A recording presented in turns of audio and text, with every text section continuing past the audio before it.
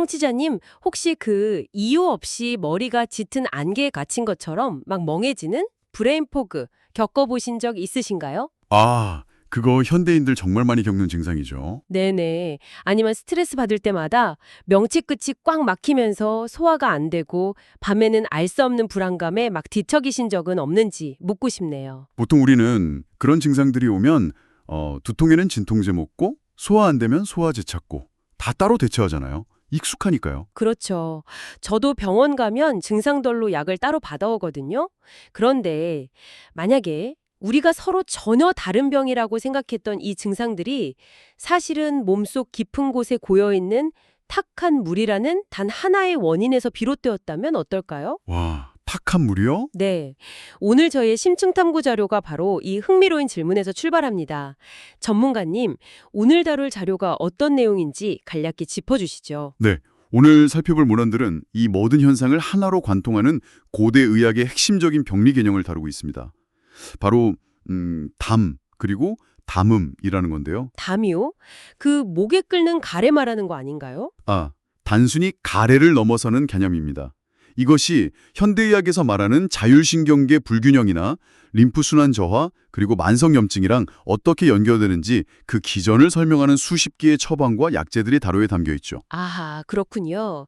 그래서 오늘의 탐구 목표는 이 고대의 담이라는 퍼즐 조각을 현대의 우리 몸에 직접 한번 맞춰보는 겁니다. 네, 아주 재밌는 작업이 될 겁니다. 네. 근데 제가 자료를 읽다 보니까 가장 먼저 부딪히는 의문이 하나 있었어요. 흔히 기침할 때 나오는 분비물만 담이라고 생각했는데 문헌에서는 좀 다르게 정의하더라고요. 어떻게 정의되어 있었나요? 그 소화 기능, 즉 비위가 약해지면 습이 생기고 그 습이 오래 방치되면 담이 된다고 하더라고요. 그러니까 소화가 안 되는 거랑 몸에 노폐물이 쌓이는 게 도대체 어떤 물리적인 연관이 있는 건가요? 그걸 이해하시려면 우리 몸을 하나의 거대한 배관 시스템으로 상상해 보시는 게 좋습니다. 배관 시스템이요? 네, 건강한 상태에서는 펌프 역할을 하는 소화기가 우리가 마신 물이나 음식물을 잘게 부수고 흡수해서 전신으로 원활하게 뿜어내거든요. 아, 펌프가 잘 돌아가니까요. 그렇죠. 그런데 스트레스나 피로 혹은 막 잘못된 식습관으로 이 펌프가 고장나면 어떻게 될까요? 체액이 정상적으로 순환하지 못하고 몸 곳곳에 정체되기 시작합니다. 물이 고이는 거군요. 맞습니다. 처음에는 그저 맑은 물이 고여있는 습의 상태지만 이게 치워지지 않고 체온에 의해 졸여지고 부패하면 끈적끈적한 찌꺼기 형태인 담으로 변질되는 거죠. 아유, 듣기만 해도 몸이 무거워지네요. 그러니까 현대적으로 말하면 점액 분비 과다나 지질대사 이상으로 생긴 노폐물 혹은 조직 사이에 정체된 림프액 같은 것들입니다. 잠깐만요. 여기서 조금 헷갈리는 부분이 생기는데요. 만약 그게 그냥 몸에 고인 수분이나 노폐물이라면 그냥 사우나에 가서 땀을 쫙 빼거나 이뇨제를 먹고 소변으로 시원하게 배출해버리면 되는 거 아닌가요? 아주 중요한 포인트를 짚으셨습니다. 바로 그 점이 일반적인 체액과 병리적인 담의 결정적인 차이거든요. 아, 다르군요. 네, 담은 단순히 고여있는 맹물이 아닙니다. 조직과 혈관벽 혹은 점막에 아주 끈적하게 둘러붙어 있는 염증성 결합물에 가깝습니다. 끈적한 결합물이요? 네, 사우나에서 땀을 빼면 피부 겉면에 정상적인 수분만 빠져나가서 오히려 몸이 건조해져요. 그러면 점막에 붙은 담은 수분을 잃고 더 끈적하고 단단하게 말라붙게 되는 거죠. 아하, 그러니까 배관에 낀 찌든 기름때 같은 거네요. 완벽한 비유입니다. 그냥 물을 붓거나 겉에 물기를 닦아낸다고 그 기름때가 씻겨 내려가진 않잖아요. 그렇죠. 안 닦이죠. 맹물이 아니라 주방 후드에 들러붙은 끈적한 기름때 같은 거군요. 그렇다면 무작정 땀을 뺄 게 아니라 그 기름때를 직접 녹여내고 배관을 다시 뚫어주는 특수한 작업이 필요하겠네요. 맞습니다. 그래서 문헌에 이진탕이라는 마스터키 같은 처방이 등장하는 거예요. 아, 이진탕 자료에서 아주 강조하던데요? 네, 이진탕은 담을 치료할 때 가장 뼈대가 되는 기본 공식입니다. 반하, 진피, 복령 같은 약재들로 구성되어 있는데요. 네네. 이 세 가지가 배관의 기름때를 제거하는 아주 완벽한 분업 시스템을 보여줍니다. 먼저 반하라는 약재는 조직에 들러붙은 끈적한 담을 직접적으로 분해하고 건조하게 만들어요. 오, 찌꺼기를 직접 부수는 거군요. 그렇죠. 그래서 구역질이나 속이 미식거리는 증상을 멎게 합니다. 그리고 복령은 배수구를 열어 불필요한 수분 자체를 소변으로 빼내서 비위의 환경을 보송보송하게 만들어주죠. 타격수인 바나가 찌꺼기를 보수고 복령이 하수구를 열어서 물을 빼는 거네요. 근데 제가 자료를 보면서 가장 흥미로웠던 건 진피, 즉 귤 껍질의 역할이었어요. 아, 진피요? 어떤 점이 흥미로우셨나요? 찌꺼기를 부수고 물을 빼냈으면 다 끊는 것 같은데 진피는 여기서 기온을 돌려주는 역할을 한다고 되어 있더라고요. 단순히 물리적인 노폐물 제거를 넘어서 기온을 돌린다는 게 왜 필수적인 건가요? 우리가 흔히 막 몹시 억울하거나 화가 날 때 기가 막힌다라는 표현을 쓰잖아요. 아, 네. 자주 쓰죠. 실제로 우리 몸의 자율신경계가 과도한 스트레스로 긴장하게 되면 위장관의 운동성이 뚝 떨어집니다. 한의학에서는 이를 기체, 즉 기운이 정체되었다고 표현하거든요. 기운이 멈춘 상태군요. 네, 기가 멈추면 그 자리에 수분이 고이면서 다시 담이 생겨납니다. 즉, 진피는 마치 막힌 교차로에 투입된 교통경찰처럼 멈춰있는 위장의 운동성을 다시 활발하게 움직이도록 신호를 보내는 거예요. 아하, 교통경찰 역할? 맞아요. 아무리 노폐물을 빼내도 장의 운동성이 살아나지 않으면 다시 물이 고이니까 도루묵이 되는 거죠. 그렇군요. 현대인들이 병원에 가서 위내시경을 해보면 아무 이상 없습니다. 그냥 신경성 위염이네요. 라는 말을 듣고 답답해하는 경우가 많잖아요. 정말 많죠. 기질적인 문제는 안 보이니까요. 그게 바로 검사지에는 보이지 않지만 기능적으로 멍쳐버린 기체와 그로 인해 둘러붙은 담의 문제일 수 있겠네요. 정확합니다. 여기까지는 위장에 생긴 노폐물 이야기라 이해가 아주 잘 됩니다.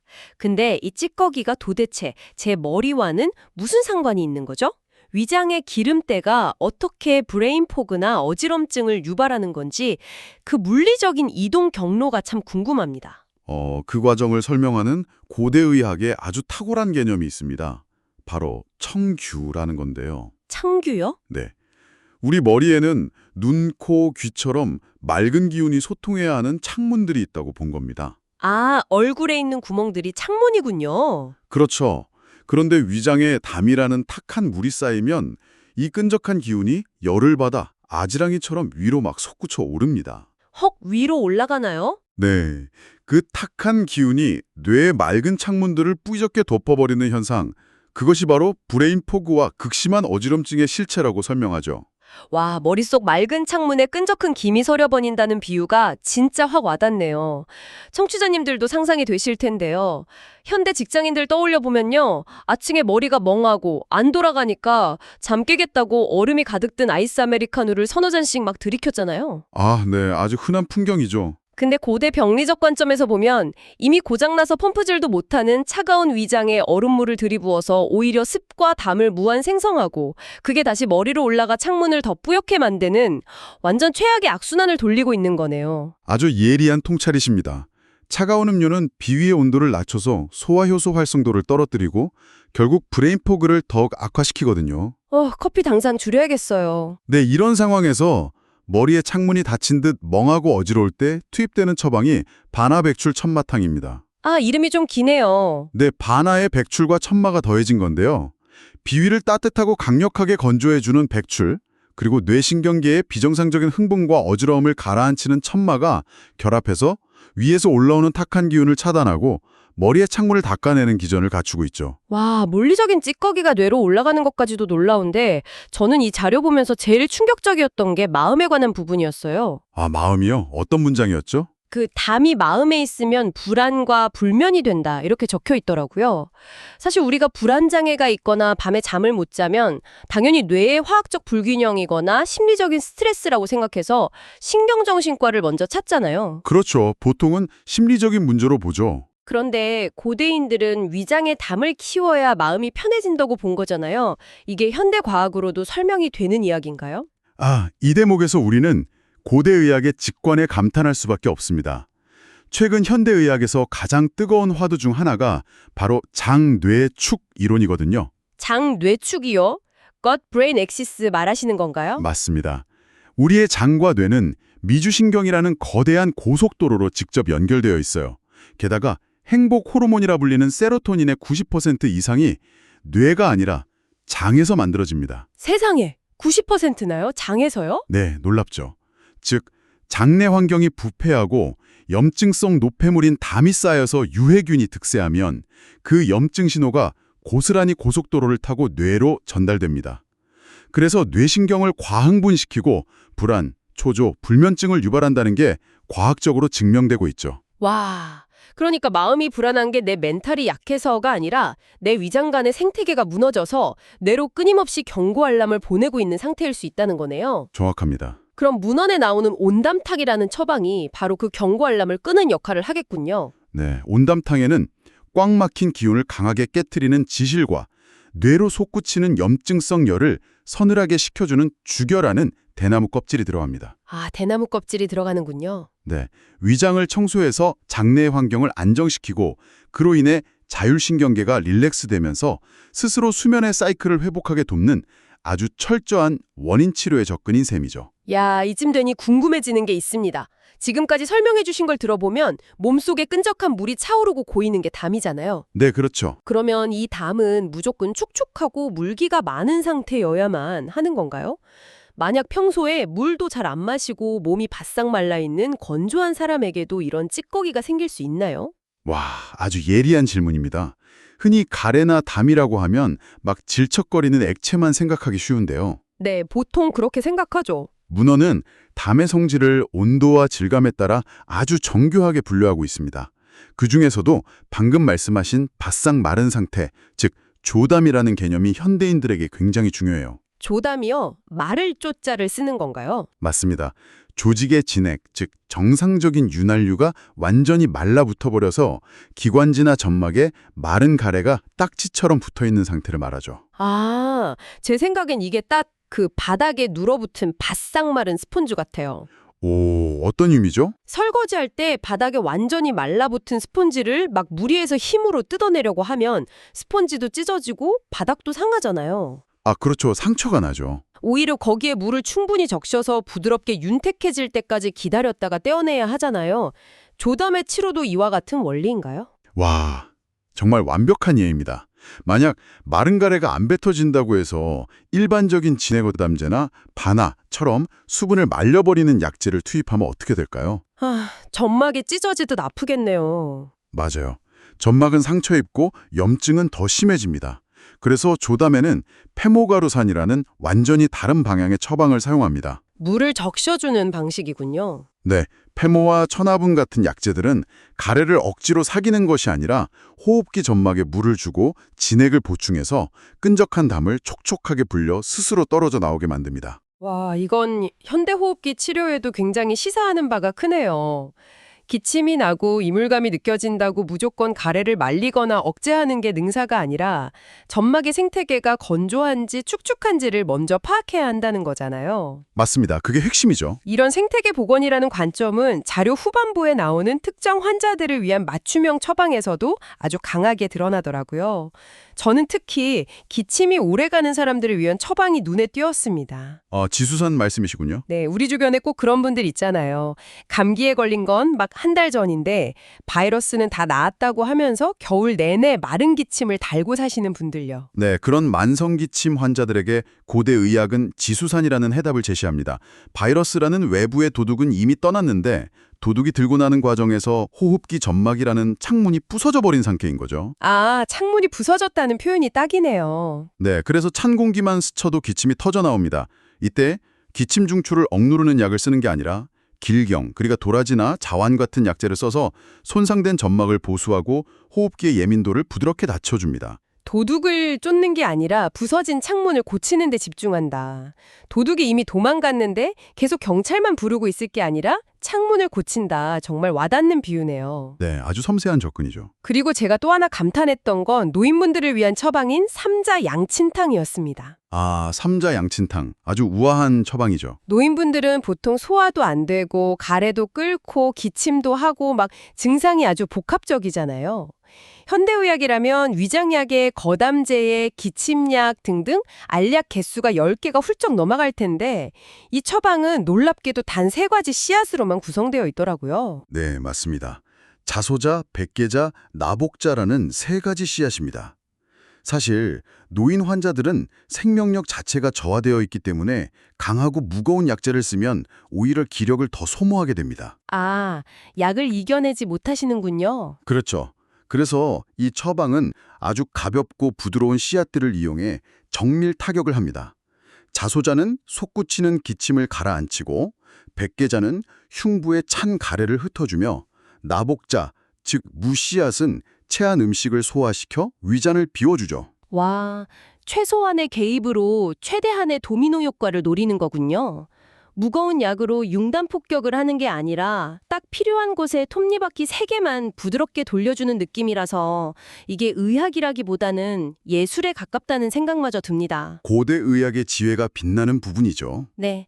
자, 이제 오늘 우리가 나눈 방대한 이야기를 하나로 꿰어볼 시간입니다. 비위에서 시작된 탁한 물땀이 어떻게 전신을 돌며 우리의 뇌와 마음 그리고 호흡기까지 망가뜨리는지, 그리고 그것을 어떻게 말리고 돌리고 적셔서 해결하는지 살펴봤습니다. 네, 이 모든 문헌이 현대를 살아가는 우리에게 던지는 메시지는 명확합니다. 인체는 부품을 갈아 끼우는 기계가 아니라 온도와 습도 그리고 에너지의 흐름이 끝없이 상호작용하는 거대한 생태계라는 사실입니다. 맞습니다. 증상이라는 결과물만 쫓아다니며 억누를 것이 아니라 내 몸의 배관이 어디서부터 막히고 고였는지 근본 환경을 살피는 것이 진정한 치유의 시작인 거죠. 정말 깊이 공감합니다.